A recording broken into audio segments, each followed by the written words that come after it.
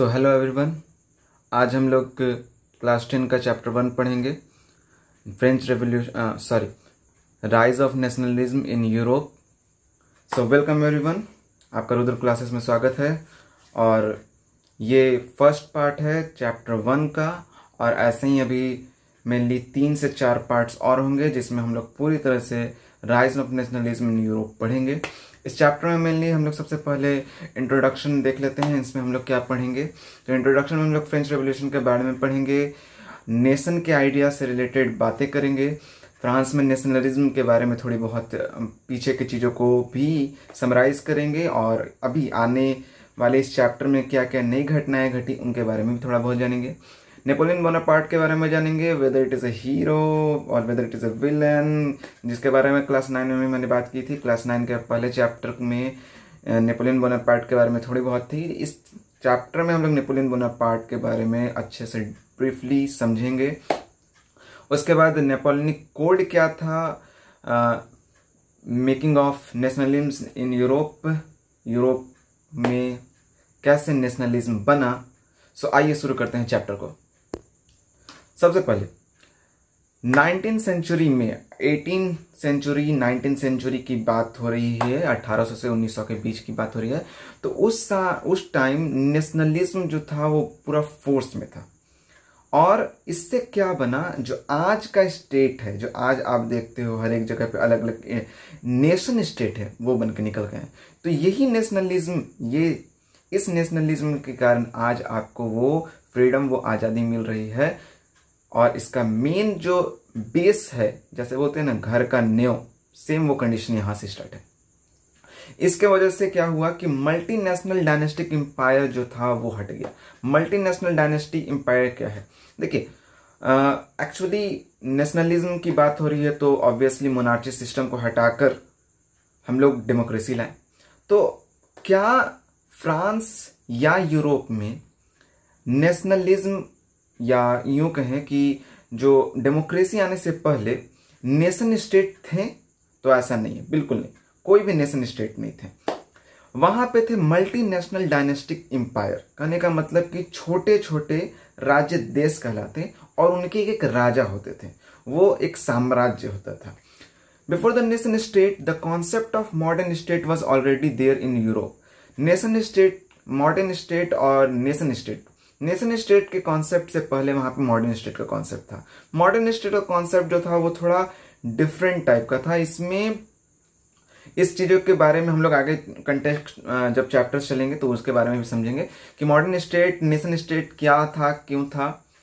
French revolution paved the way for a modern nation state. French revolution एक जरिया बना modern nation state बनने का। जो आज का नेशन स्टेट है, या जो उस टाइम निखरता हुआ नेशन स्टेट है, उसी को बोला गया मॉडर्न नेशन स्टेट। तो फ्रेंच रेवोल्यूशन वो रास्ता तय कराया, वो रास्ता बनाया जिससे मॉडर्न नेशन स्टेट बना। Feature of nation state. Nation state का फीचर क्या होता है, किस आधार पर हम लोग नेशन स्टेट को मानेंगे? तो सबसे पहला आता है sense of common identity. Common identity क्या कहने का मतलब, जैसे हम लोग इंडियन हैं तो हमारे अंदर आइडेंटिटी कॉमन क्या है? हमारे अंदर आइडेंटिटी है कि we are Indian, we are proud to be Indian, ये आइडेंटिटी है। तो ये आइडेंटिटी होनी चाहिए नेशन स्टेट का सबसे पहला फीचर। सेकंड फीचर होना चाहिए शेयर्ड हिस्ट्री। शेयर्ड हिस्ट्री कहने का मतलब हमारे परदादा, दादा, पापा, उनकी हिस्ट्री जो है वो चलती जा रही है और बिल्कुल सेम फ्लो में हिस्ट्री बिल्कुल सबकी सेम हो, ये हुआ। दूसरा हुआ स्ट्रगल। नेशन स्टेट बनने के लिए स्ट्रगल बहुत ज्यादा किया गया, बहुत ही ज्यादा। बिना स्ट्रगल के लाइफ में आप कोई भी चीज अचीव नहीं कर सकते हो। सो स्ट्रगल एक वो पाथ है जो आपको आपके गोल तक सक्सीड करने में मदद करती है। सेम यहां भी वही चीज हुआ। उसके बाद मॉडर्न स्टेट और नेशन स्टेट के बारे में थोड़ा सा देखते हैं क्या है। Centralised power exercise, modern state के बारे में बता रहा हूं मैं। Centralised power exercised by a sovereign control over clear defined territories. Modern state कहने का मतलब कि सेंट्रलाइज्ड पावर जो कि सॉवरेजिन चलाता है किसी एक टेरिटरी को, वो मॉडर्न स्टेट हुआ। Nation state is one which the majority of its citizen and rulers came to develop a sense of common identity and shared history. Nation state कहने का मतलब कि लोगों की भागीदारिता और उस देश को चलाने वाली व्यक्ति की भागीदारिता एक साथ मिलकर बने और उससे सेंस डेवलप हो, कॉमन सेंस डेवलप हो, और उससे आपको एक कॉमन आइडेंटिटी, एक हिस्ट्री बराबर सेम सबको मिले, ये होता है नेशन स्टेट। या यूं नॉर्मल शब्दों में समझें तो नेशन स्टेट कहने का मतलब कि भाई आपको आज़ादी मिल रही है और इस आज़ादी को आप किस तरीके से लेंगे, किस तरीके से मिलेगा, वो नेशन स्टेट डिफाइन करेगा। अब आते हैं the French revolution and the idea of nation. French revolution और नेशन के आइडिया पे। It was first clear expression of nationalism. Sovereignty was transformed from the monarchy to a body of French citizen. ये nationalism एक सबसे clear expression था कि sovereignty जो है वो ट्रांसफर हो रही थी। पावर जो है वो, सॉवरेनिटी कहने का मतलब पावर का आम शब्द में कहे तो, मोनार्ची से चेंज होकर किसके पास जा रही थी? फ्रेंच सिटीजन के पास जा रही थी। देखो, फ्रेंच सिटीजन के पास जाएगा तो क्या आएगा? डेमोक्रेसी आएगा। और फ्रेंच सिटीजन के पास नहीं जाएगा तो मोनार्ची सिस्टम चलेगा। इसका मतलब मोनार्ची सिस्टम करने का मतलब राजा रजवाड़ा वाला सिस्टम चलेगा, जिसमें पावर्स जो होंगी वो किसके पास होंगी? राजा के पास होंगी। How was sense of collective identity instilled in French people? French people में ये सेंस ऑफ कलेक्टिविटी किस तरीके से आया, किस तरीके से ये सोच बना कि वो लोग एक हैं, सिंगल हैं, वो लोग जो एकता है उनमें, वो किस बेसिस पे, किस आधार पे वो लोग देखें। तो 9th क्लास में इन चीजों के बारे में थोड़ा हम लोग पढ़ चुके थे, हम लोग थोड़ा सा रिकैप कर रहे हैं। तो the idea of patrie, la patrie and le citoyen, मतलब फादरलैंड और सिटीजन का जो कॉन्सेप्ट था उसके आधार पे सबसे पहला हुआ। उसके बाद फ्रेंच फ्लैग, मोनार्ची वाला फ्लैग हटा दिया गया, ट्राई कलर फ्लैग लाया गया। ट्राई कलर फ्लैग किसके लिए था? डेमोक्रेसी को दिखाता था। तो एक झंडा होगा तो एक झंडे के अंदर सब कोई आएंगे, जैसे हिंदुस्तान का एक अकेला झंडा तिरंगा, उसी तरीके से यहां भी लाया गया। Formation of national assembly, the state general. National assembly 9th class में पढ़ा होगा आपने। नेशनल असेंबली का बनना और स्टेट जनरल का बनना, इलेक्शंस होने लगे, मोनार्ची सिस्टम हटने लगा। मोनार्ची सिस्टम में मोनार्ची के पावर्स को सीज किया जाने लगा, राजा के पावर को सीज करने लगा और डेमोक्रेसी को, रिपब्लिक को और बढ़ावा देने लगे। उसके बाद सेंट्रलाइज एडमिनिस्ट्रेटिव सिस्टम सेंट्रलाइज किया गया। अबलिश इंटरनल कस्टम ड्यूटीज, अंदर के कस्टम ड्यूटीज को, जो इंटरनल कस्टम ड्यूटी लगाए जाते थे, जो क्लास 9 में भी बताया गया था कि भाई टैक्सेशन बहुत ज्यादा हो रहा था, तो उन कस्टम ड्यूटीज को हटा दिया गया। उसके बाद वेट और मेजरमेंट का कॉन्सेप्ट भी 9 में बताया गया था। इनमें क्या था कि वेट और मेजरमेंट अलग अलग जगहों पे अलग अलग होते थे, तो उन कॉन्सेप्ट को हटाकर एक किया गया, सबके लिए बराबर। आपके लिए 1 kg 1000 ग्राम है तो मेरे लिए भी 1 kg 1000 ग्राम है, मगर उस टाइम ये सिस्टम नहीं चलता था, तो उस सिस्टम को अबॉलिश किया गया और उसके बाद लाया गया। रीजनल डेलीकेट वे डिस्करेज्ड। रीजनल डेलीकेट्स कहने का मतलब कि जो क्या कहते हैं, रीजनल पूजा पाठ वगैरह जो चीजें थी, जो कॉन्सेप्ट थे कि जो क्लर्गी होगा उनको ज्यादा प्रायोरिटी मिलेगी, जो थर्ड स्टेट के होंगे उनको कम प्रायोरिटी मिलेगी, ये सब चीजों को हटाया गया, डिस्करेज किया गया। लेकिन एक चीज जो है उसके साथ मैं भी असहमत हूं, और फिर भी फ्रेंच लोगों के हिसाब से ये चलता है। तो फ्रेंच जो था वो बना कॉमन लैंग्वेज, हर किसी का अपना अपना एक लोकल लैंग्वेज होता है, मगर फ्रांस में क्या हुआ कि भाई फ्रेंच आपको बोलना है, वो आपका कॉमन लैंग्वेज होगा। और इससे क्या किया गया? लैंग्वेज के बेसिस पे नेशन को यूनाइट किया गया। New hymns way composed and oaths way taken in the name of the nation. नए नए तरह के हाइम्स बनाए गए। देखो, हाइम्स और ओथ क्या है, जैसे हमारे यहाँ पे जनगणमन है या फिर और भी चीजें हैं, तो ये सारे पहले थे हाइम्स और ओथ। उनके बाद इनको जब हमारा देश आजाद हुआ तो इन्हें दिया गया कि ये नेशनल सॉन्ग है, ये नेशनल एंथम है। सो लाइक यहाँ भी वही चीजें की गई ताकि लोगों को यूनाइट किया जा सके। कॉन्सेप्ट दिया गया, बहुत तरह के कॉन्सेप्ट लाए और उन कॉन्सेप्ट के आधार पर एक कॉमन कलेक्टिव आइडेंटिटीज बना। Spread of nationalism. नेशनलिज्म किस तरीके से फैला? The French revolutionaries went on this mission of freeing people of Europe from disposition and thus the news of event in France soon reach the different cities of Europe, Holland, Belgium, Switzerland and Italy. अब देखो, French revolution हो रहा है, French revolution चला भी, democracy आई भी, Republic आई भी, लेकिन फ्रेंच की जो आर्मी थी वो बाहर के देश इन पर हमला कर रहे थे। बाहर के जो राजा वगैरह थे वो इन पर हमला कर रहे थे, क्योंकि ये फ्रांस जो था वो एक ऐसा देश बन रहा था जो डेमोक्रेसी ला रहा था, रिपब्लिक ला रहा था, रिपब्लिक के बारे में जागृत कर रहा था, और जिससे अड़ोस पड़ोस के जो देश है वहां के लोग भी इन चीजों को फॉलो अप करने लगे थे, इनके दिमाग में भी कॉन्सेप्ट बन रहा था। तो वहां के राजा इन पर अटैक करते हैं ताकि इनको सप्रेस किया जा सके, दबाया जा सके। तो फ्रेंच आर्मी उनको हटाती गई, मारती गई, और जब मारती, वहां पे हटाती, जब उसको रिपब्लिक बनाती, डेमोक्रेटिक करती, तो अपने आइडिया को, क्या क्या आइडिया, लिबरलिज्म का, क्या कहते हैं, लॉ सबके लिए बराबर होगा, ये सारी कॉन्सेप्ट जो है उन जगहों को देने लगे। तो इस तरीके से उनका नेशनलिज्म बढ़ा, फैला। सबसे important Jacobin club, Jacobin club के बारे में 9 क्लास में सबसे इंपॉर्टेंट है मैक्सिमिलियन रॉबेस्पियर, नाम याद होगा, नाम नहीं याद है तो 9 क्लास का वीडियो भी है, अगर आपको, आप देख सकते हो, वो देख लो, काफी कॉन्सेप्ट आपका क्लियर हो जाएगा इसमें। फिर भी बता देता हूं, मैक्सिमिलियन रॉबेस्पियर जो था वो जैकोबिन क्लब का हेड था, और उसके वजह से नेशनलिज्म काफी ज्यादा फैला। उसने ऐसे ऐसे कई तरह के काम किए जिसकी वजह से नेशनलिज्म फैला। नेपोलियन बोनापार्ट, अब आता है हमारे इस फ्रेंच रेवोल्यूशन का, नेशनलिज्म इन यूरोप का एक सबसे important character, that is Napoleon Bonaparte. Napoleon Bonaparte का क्या था, कौन था? 9 क्लास में इसके बारे में हम लोगों ने लास्ट में पढ़ा था। ये फ्रेंच मिलिट्री लीडर था। इसने क्या किया, डेमोक्रेसी, फ्रांस में जो लोगों ने डेमोक्रेसी लाई थी उस डेमोक्रेसी को हटा दिया और मोनार्चियल सिस्टम फिर से ले आया। अब बोलोगे सर ये तो गलत है। नहीं, ये गलत नहीं है। इसने मोनार्चियल सिस्टम लाया, लेकिन एक एडवांस तरीके का मोनार्चियल सिस्टम लाया, और ये जो मोनार्चियल सिस्टम लाया इसमें इसने स्टैब्लिश किया नेपोलियनिक कोड। नेपोलियन कोड का है, नेपोलियनिक कोड का है या सिविल कोड, जो कि 1804 में लाया था। इसमें इसका नेपोलियन कोड के कारण इसका जो मोनार्चियल सिस्टम था वो चला। डेमोक्रेसी हटा के मोनार्चियल सिस्टम जो इसने लाया था वो चला। क्या हुआ आगे देखते हैं। नेपोलियनिक कोड या सिविल कोड ऑफ 1804, ये जो इमेज आपकी स्क्रीन पे आ रहा है, इसका स्क्रीनशॉट ले लो।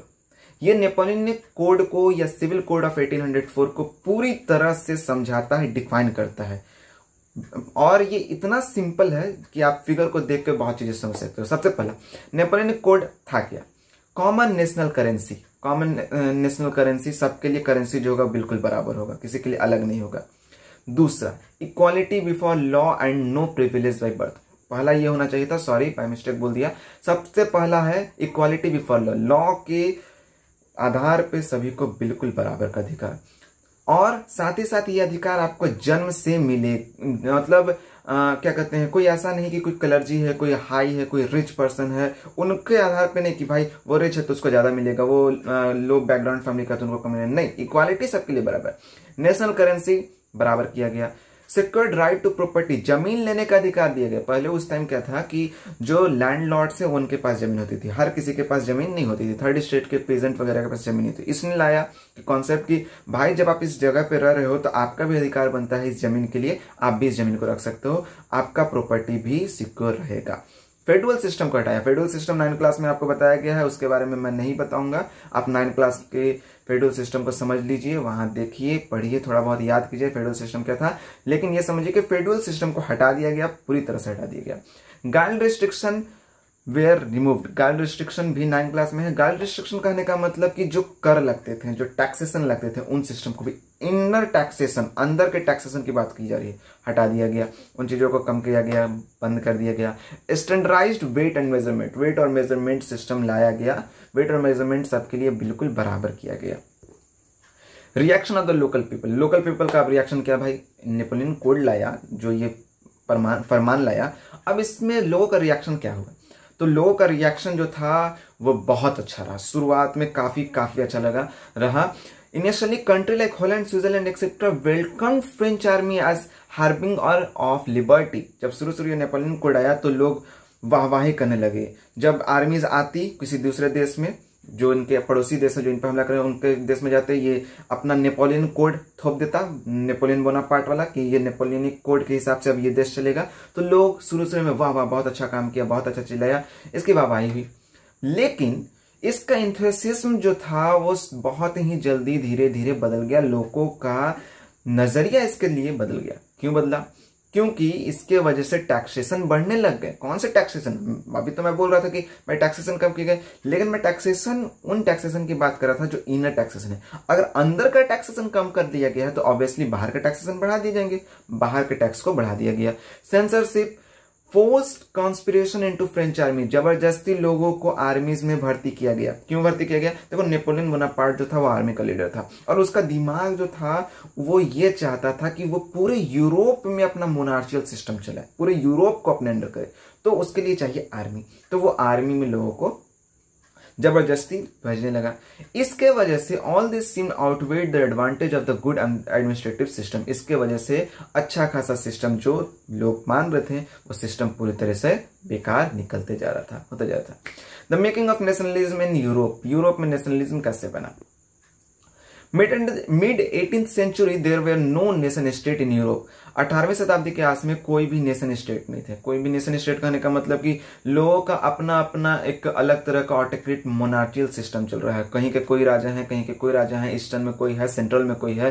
पीपल जो है वो अलग अलग रीजन के हैं, वो सेम आइडेंटिटी, सेम कॉमन तरह के कल्चर, कॉमन तरह के आइडेंटिटी, कॉमन तरह की सोच, यहाँ तक कि कॉमन भाषा भी लोगों का अलग अलग डिफरेंट था। लोग जो थे वो एक दूसरे से तालमेल नहीं रखते थे, राजा की बातों से ज्यादा तालमेल रखते थे, जिसके वजह से नेशन स्टेट उस टाइम डेवलप नहीं हो पाया, ना बन पाया।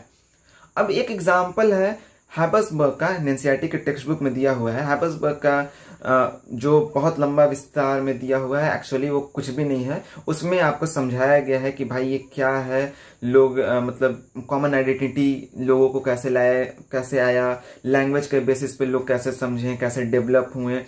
तो इसमें Australia, Hungary, Alpine region, Sudetenland, Bohemia, Austria, ये सारे इंपायर, ये जो इंपायर टोटल था वो इनकी वजह से बना हुआ था। ये छोटे छोटे ऑटोक्रेटिक्स यानी छोटे छोटे राज्य थे, इनसे मिलकर बनता था हैबसबर्ग इंपायर। तो यहाँ पे ये लोग जो थे वो थे एक इंपायर के, लेकिन अलग अलग इनकी कलेक्टिव सोच थी। कोई अलग भाषा बोलता, किसी का अलग कल्चर होता, कोई किसी का ड्रेस पैटर्न अलग होता था, कहीं कुछ सिस्टम चल रहा है, कहीं वेट मेजरमेंट कुछ चल रहा है। तो ये एग्जाम्पल आपको एनसीईआरटी के टेक्स्ट बुक में दिया है और इससे रिलेटेड किसी भी तरह का कोई कॉन्सेप्ट या कोई क्वेश्चंस एग्जाम्स में नहीं पूछे जाते हैं, so don't worry about that. इस तरह के डिफरेंस होने की वजह से क्या हो रहा था, पॉलिटिकल यूनिटी नहीं बन पा रही थी और लोगों की एकता जो थी वो नहीं बन पा रही थी। एक ही तरीका था, the only tie binding this diverse group together was a common allegiance to the emperor. एक ही रास्ता था, एक ही चीज था जिनके वजह से इनकी आइडेंटिटी एक साथ कोलैबोरेट, एक साथ मिल रही थी। क्या था कि राजा वाला सिस्टम, मोनार्चियल सिस्टम हटाओ और लाओ डेमोक्रेटिकल सिस्टम। तो ये एक तरीका था जिससे पूरे देश के जो लोग थे वो यूनाइट होते थे। इस चैप्टर में, इस वीडियो के पहले पार्ट में इतना ही। इसके बाद हम लोग नेक्स्ट पार्ट में देखेंगे।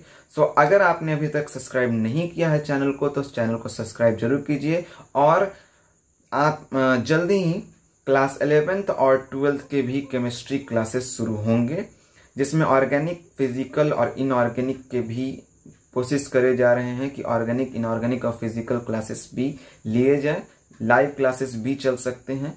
अभी तक आपने अगर चैनल को सब्सक्राइब नहीं किया है तो चैनल सब्सक्राइब कीजिए और नेक्स्ट वीडियो जो है वो आपका जल्दी से जल्दी आएगा। अगर किसी तरह का कोई डाउट, कोई कॉन्सेप्ट नहीं समझ में आ रहा है तो कमेंट सेक्शन में कमेंट करो, पूछो, जो पूछोगे, जो नहीं आ रहा है पूछो, मैं पूरी कोशिश करूंगा कि आपको उन चीज़ों के बारे में बताऊं। Thank you guys. और लास्टली मैं यही कहना चाहूंगा, सब्सक्राइब करें चैनल को, प्लीज प्लीज सब्सक्राइब करें चैनल को।